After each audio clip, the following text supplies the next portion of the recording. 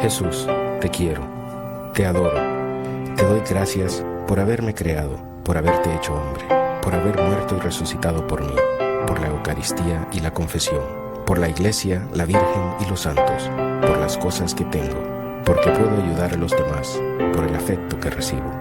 Te pido perdón, te pido gracias, para uno mismo, para los demás, para la sociedad. Me ofrezco a ti. El agradecimiento, corazón del Evangelio.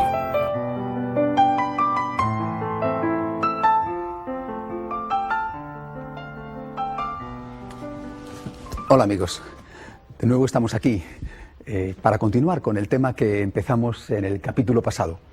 Recuerden ustedes, el objetivo de esta serie nueva es hablarles del corazón del cristianismo, de la motivación que tenemos que tener cada uno de nosotros para relacionarnos con Dios y para relacionarnos con los demás, con los otros hombres. Me refiero al agradecimiento además como motor de la vocación a ser cristiano, de la vocación a ser un laico cristiano y también de la vocación de la llamada a ser un sacerdote, un religioso o una religiosa. La semana pasada, confío en que ustedes lo recuerden, sobre todo aquellos, lógicamente, que vieron el programa.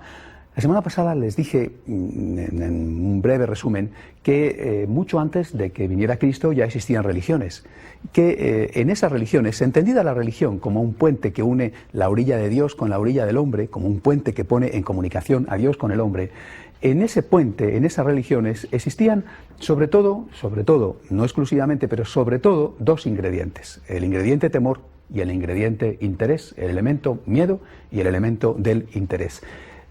El hombre ha querido siempre tener seguro lo que hay más allá, por ejemplo, de la vida, en la vida eterna, en el después de la muerte.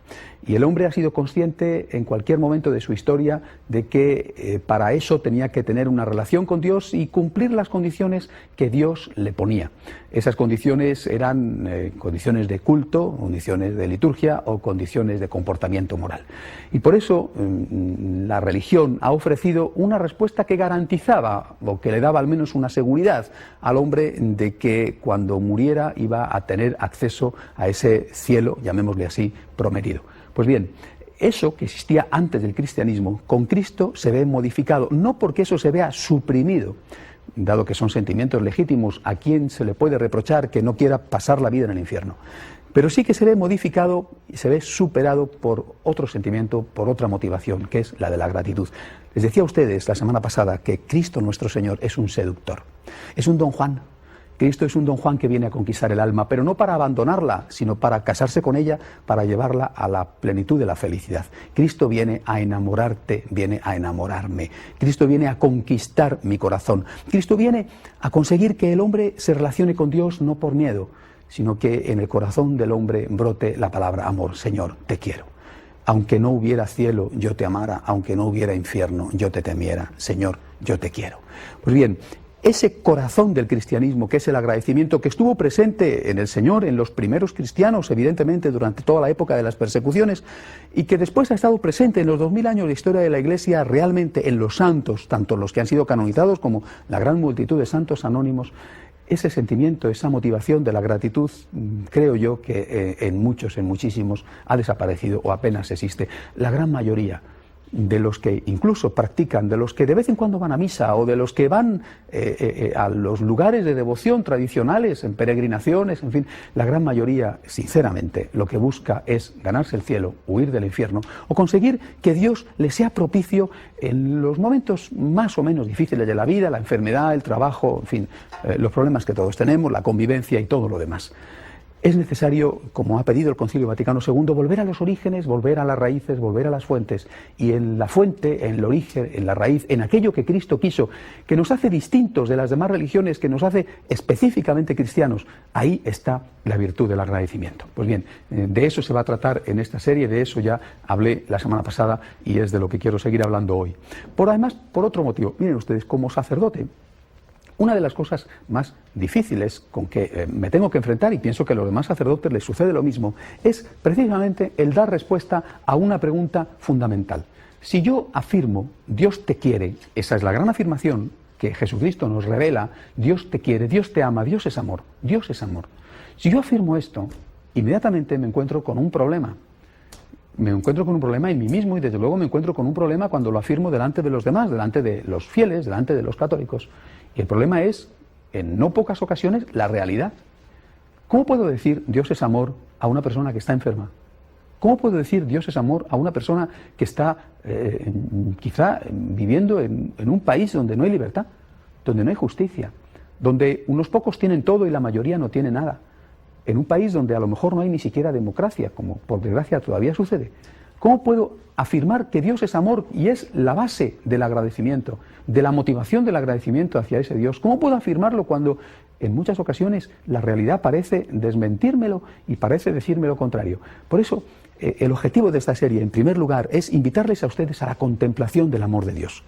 Pero a la contemplación del amor de Dios que no sea una mera contemplación de cosas materiales, porque ahí es donde con frecuencia naufragamos. A la contemplación del amor de Dios en aquellas cosas en que nunca nos van a fallar. Cristo dijo en una ocasión: dichoso aquel que no se sienta defraudado por mí, dichoso aquel que no se sienta desengañado de mí. Pues bien, nosotros tenemos que ser capaces de contemplar las verdaderas fuentes del amor de Dios para no sentirnos nunca desengañados ni defraudados por Dios, por Cristo. De eso es de lo que les voy a hablar a continuación, después de esta breve pausa que hacemos siempre durante el programa. Volvemos dentro de unos minutos, no se vayan ustedes, y seguimos hablándoles de la motivación que tenemos para amar a Dios con agradecimiento. Hasta ahora mismo.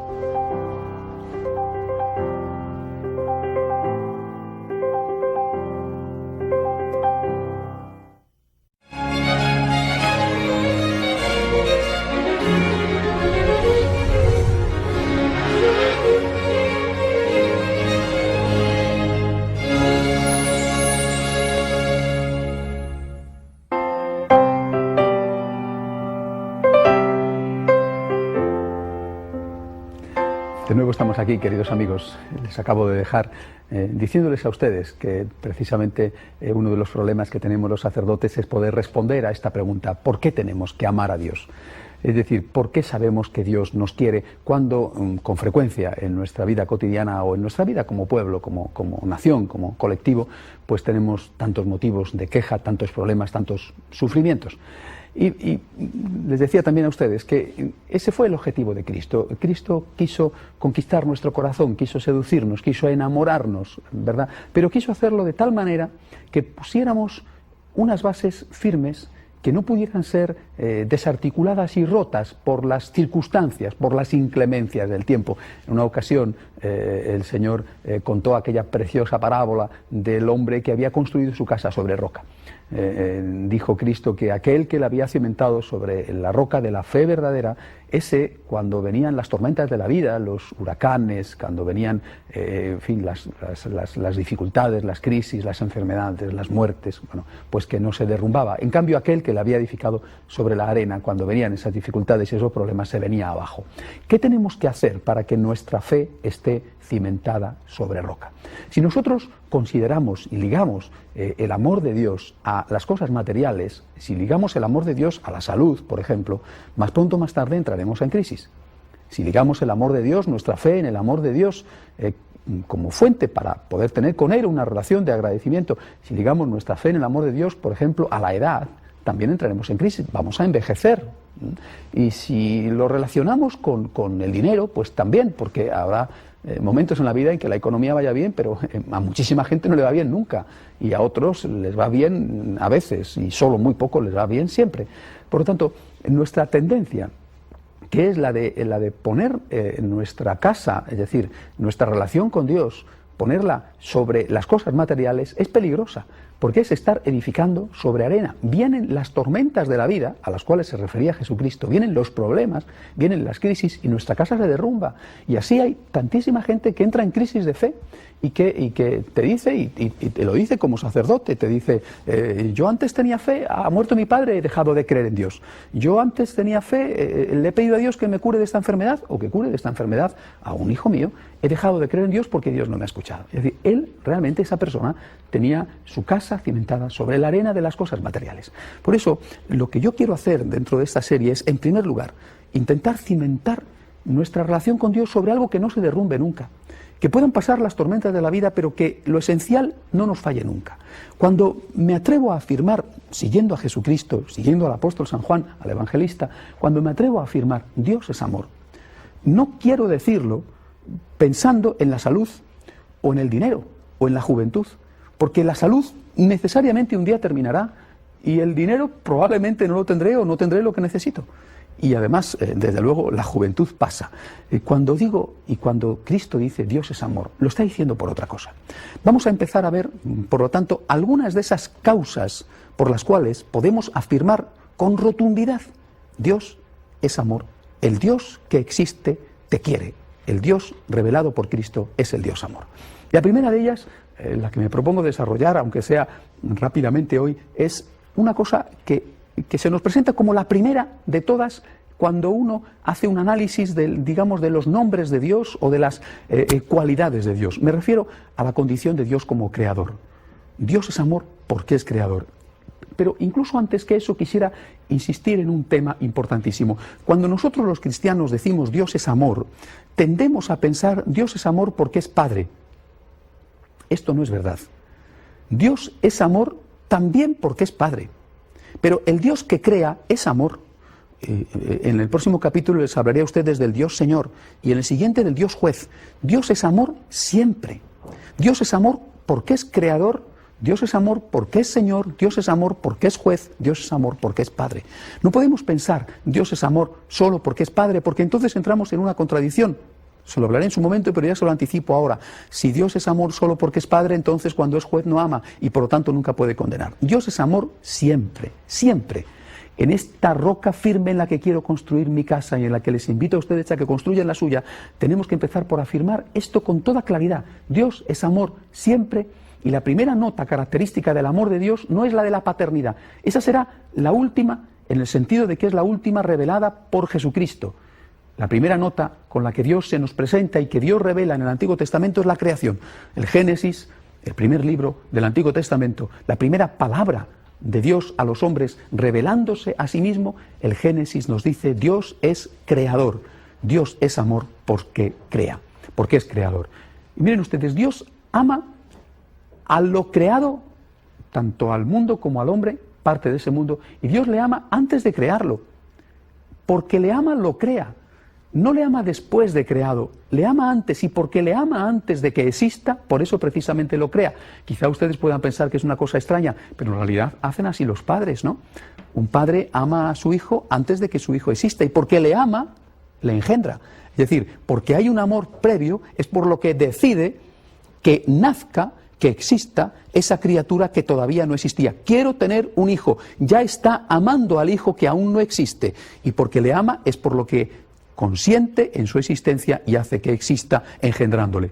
Pues bien, eso es el amor creador de Dios. El amor creador de Dios es el origen de nuestra existencia. Ese amor creador, ese Dios creador que es amor, es para nosotros una extraordinaria garantía, porque el hecho de que exista un Dios creador significa que no somos fruto de la casualidad, que no somos fruto del azar, como pretenden aquellos que, basándose en una concepción equivocada, unilateral, unívoca de la teoría de la evolución, piensan que no existía nada, que empezó a existir por casualidad y que por esa misma casualidad, azar o selección del más fuerte, un día todo dejará de existir. Nosotros no creemos eso. Nosotros creemos en el amor de Dios y creemos que ese Dios amor es el que nos ha creado, el que ha creado este maravilloso mundo, el que nos ha puesto a nosotros en él con una misión específica. Es decir, nuestra fe en el amor de Dios, nuestra fe en el amor del Dios creador, nos hace creer en la providencia de Dios. Nosotros no nos sentimos en el mundo como si fuéramos una hoja flotante llevada por el viento. Nosotros sabemos que hay un Dios que nos cuida. Nosotros creemos en el amor del Dios creador y creemos en la providencia amorosa de ese Dios.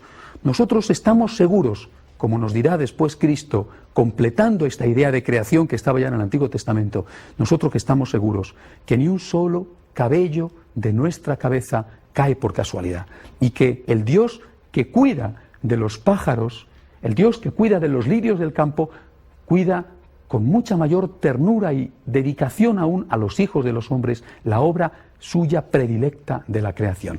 Por eso, para un creyente en el amor de Dios manifestado como creación, para un creyente en el amor del Dios creador, la vida no es una ciega confianza en un absurdo que no sabes cómo puede resultar. La vida es un creer en que incluso lo negativo que te pasa, lo que no entiendes, puede tener algún sentido.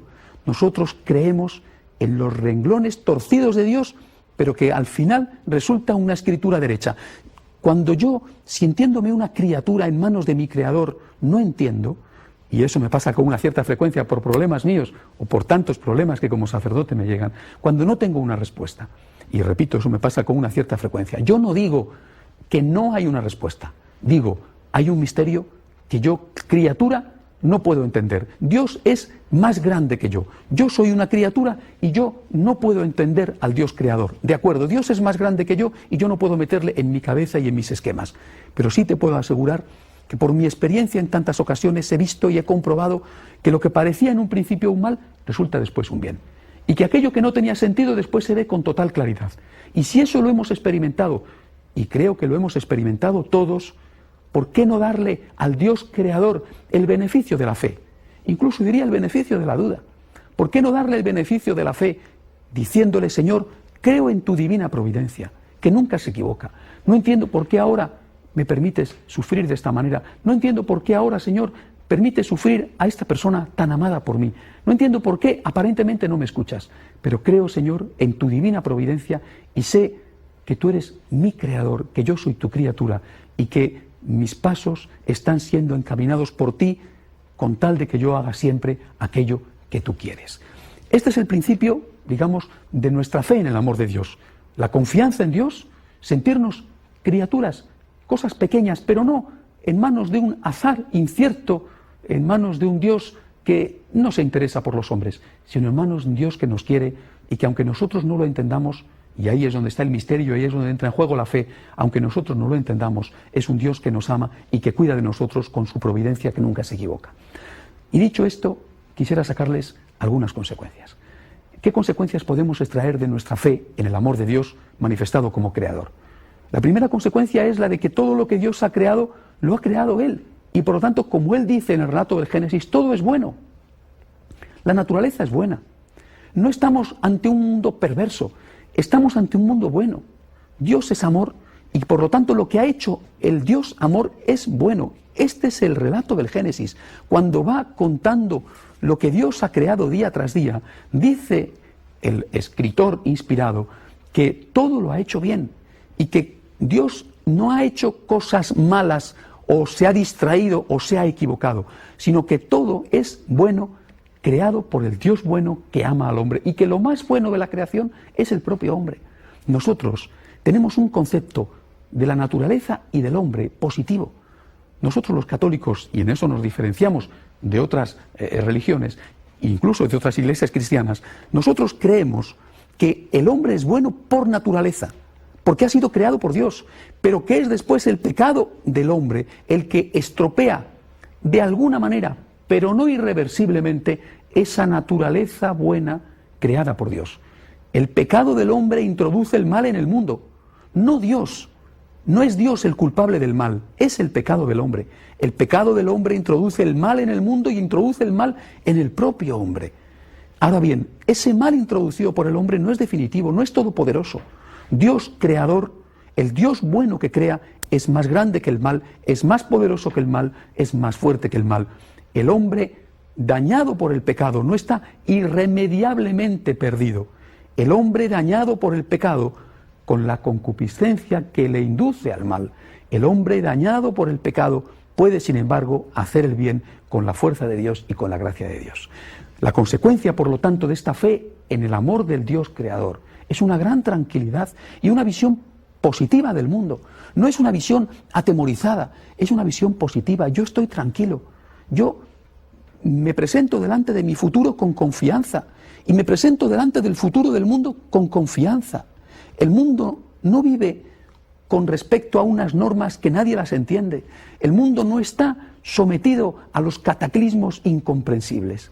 El mundo está en manos de Dios y yo tengo confianza en Dios y yo sé que incluso en el peor de los casos, las guerras, las catástrofes naturales, incluso en esos casos, aunque yo no lo entienda, aunque yo tenga que afrontarlos desde el misterio y desde la fe, sé que Dios está detrás de eso. Y repito, en muchas ocasiones he visto en mi vida y en la de los demás cómo Dios ha escrito derecho con renglones torcidos y que después de grandes males, de ahí se han obtenido muchísimos beneficios, muchísimas cosas buenas. Y quisiera también terminar precisamente este capítulo con algunas consecuencias. Y preguntándome e invitándoles a ustedes a preguntarse qué podemos hacer nosotros por este Dios creador. Si la naturaleza es una obra de Dios, lo que nosotros tenemos que hacer, evidentemente, es respetar la naturaleza. Si la naturaleza es una obra buena, lo que nosotros tenemos que hacer es ayudar, colaborar con el Dios creador, defendiendo y respetando esa naturaleza. Pero no como el que respeta la naturaleza de la cual ha hecho una deidad, como les pasa a algunos ecologistas, sino como aquel que respeta la naturaleza porque es una obra de Dios y porque de esa forma está colaborando con el plan de Dios. Además, como consecuencia fundamental, tengo que tener una actitud de agradecimiento. Gracias, Señor, por la naturaleza. Gracias, Señor, por estas maravillosas puestas de sol. A mí personalmente me encantan. En mi ciudad, en Madrid, hay unas puestas de sol maravillosas que pintó Velázquez. Gracias, Señor, por estas maravillosas puestas de sol. Gracias, Señor, por estos paisajes espléndidos de las montañas, de los mares o incluso de los desiertos. Pero no solamente gracias, Señor, por la naturaleza. Gracias, Señor, también por el hombre. Gracias, Señor, por la sonrisa de un niño, por la inocencia en sus ojos. Gracias, Señor, por la bondad que existe en tantas personas. Gracias, Señor, también, por ejemplo, por la salud, la que tuve, la que tengo. Gracias, Señor, por la salud de los míos. Cuando uno cree en el amor de Dios y ve el amor de Dios manifestado en la creación, el amor de Dios manifestado en las cosas y en las personas, tiene que nacer en nosotros el deseo de agradecer, no el deseo de quejarnos, sino el deseo de agradecer. Claro que podemos quejarnos, pero es que no hay más motivos de agradecimiento que de queja. ¿No tenemos todos nosotros más motivos para darle gracias a Dios que para protestar? Decimos, un gran cataclismo, un huracán, el huracán Mitch, por ejemplo, ha destruido unas cosechas, ha destruido un país, ha causado realmente tantas desgracias, hambre, muertes, ¿cierto? ¿Y en cuántos países no hay huracanes? Si una persona pierde la fe porque hay un huracán que ha destruido una aldea o porque una guerra ha matado a 1000, ¿no tendría que tener fe porque hay muchísimos más sitios en el mundo donde las cosechas son espléndidas, donde hay abundancia? En definitiva, si fuéramos lógicos y coherentes, no tendríamos que estar todos los días en la iglesia para dar gracias a Dios porque hay muchas más cosas que van bien que cosas que van mal. Y no tendrían que ser además los ricos los que van a dar gracias a Dios porque les están yendo bien las cosas en lugar de ser los pobres, que generalmente son los que van más a la iglesia que los ricos. Si nosotros nos quejamos porque tenemos una enfermedad, no tendríamos que acudir a dar gracias porque hay tantas enfermedades que no tenemos o que no hemos tenido. Si nos quejamos porque hemos perdido la salud, porque una persona ha perdido la salud, no juega a favor de Dios el hecho de que hay muchas cosas en nuestro cuerpo y en el cuerpo de los nuestros que están funcionando bien o que funcionaron bien. Es como si, perdonen la analogía, en un partido de fútbol, por ejemplo, ¿no?, los hinchas estuvieran quejosos contra el portero porque ha encajado un gol. Si fueran justos, probablemente tendrían que sacarle a hombros vitoreándole porque ha parado 25 goles. O porque el equipo, es verdad que le han metido 3, pero es que ha marcado 40. Dios, nuestro Señor, el Dios amor, que hoy estoy invitándoles a que vean como el Dios creador, es el Dios de la belleza y es el Dios de la bondad que ha hecho todo bueno. Y cuando misteriosamente permite que algo no funcione dentro de esta maravilla que es la creación o dentro de esta maravilla que es el cuerpo, ciertamente es inevitable que suframos y que nos hagamos preguntas. Repito, hay que aceptarlas desde el misterio y desde la fe, pero sería justo que nos fijáramos a la vez en las cosas que están yendo bien, tanto en la naturaleza como en el cuerpo del hombre, como en el cuerpo de nuestros amigos o de nuestros seres queridos. Démosle gracias al Dios creador, démosle gracias a Dios por todas las maravillas que ha hecho, colaboremos con Él en la defensa de esas maravillas. e incluso desde la perspectiva de la vocación. Y yo les invito a ustedes, y esa es nuestra vocación como franciscanos de María, que es la institución de la que yo formo parte y que es la que me gustaría que ustedes se plantearan también. Les invito a ustedes a que sean unos defensores de la creación, pero a que sean unos apóstoles del agradecimiento, unos misioneros del agradecimiento, que, aprovechando las cosas buenas que existen, fijándose en lo bueno que existe y no dejando que su interés y su atención quede atrapada por las redes oscuras de lo negativo, fijándose en lo bueno que existe, den gracias a Dios y enseñen a los demás a dar gracias a Dios. Gracias, Señor, quiero decirte, y quiero decírtelo hoy, gracias, Señor, y les invito a ustedes a que hagan lo mismo. Gracias, Señor, por la naturaleza, porque es un acto de amor tuyo. Gracias, Señor, por la creación. Gracias por todas las criaturas que tú has creado. San Francisco de Asís lo dijo maravillosamente. Gracias, Señor, por el hermano Sol, por la hermana Luna y también por la hermana enfermedad y por la hermana muerte. Gracias, Señor, por todas las obras que han salido de tus manos, incluido el hombre. El hombre es bueno, no es malo. Lo ha destruido el propio hombre, pero no lo ha destruido del todo. El hombre, con la gracia de Dios, puede hacer el bien y puede contribuir a defender la naturaleza creada por Dios. Gracias, Señor, por lo tanto, por todo lo creado.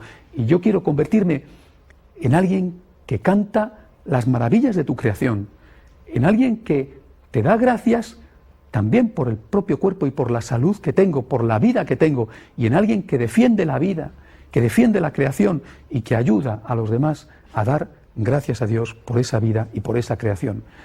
Les invito a ustedes a que en esta primera lección de esta serie hagan esto precisamente, denle gracias a Dios, que empiece a circular por el puente entre ustedes y Dios el agradecimiento.